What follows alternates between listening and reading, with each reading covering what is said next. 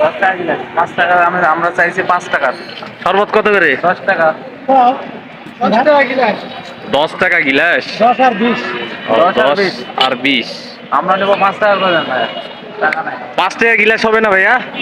হ্যাঁ, 10 টাকার গ্লাস নেই, তবে দেওয়া যাবে। দেওয়া যাবে। ও আচ্ছা, এটা কি একদম অরিজিনাল? হ্যাঁ ভাই, কোনো ভেজাল নাই? এদিকে আছে, এই যে শসা আছে। কারণ যদি মনে করেন গরম হয়ে গেছে, তাহলে তো শসা খাবো, সেটাও দাও। ও, কোনো মানে কোনো ভেজাল নাই নাকি? ও,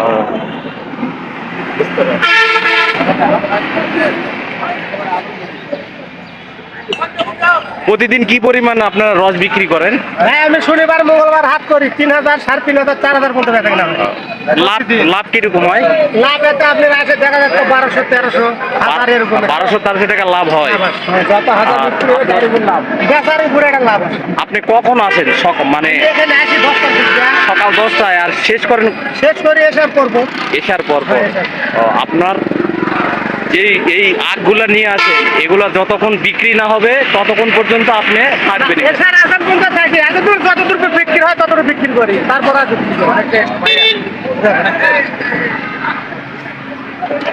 ভাইয়া, এই যে আপনি শরবতটা যে খেলেন, শরবতটা কিরকম, মানে অরিজিনাল কি মনে হচ্ছে আপনার?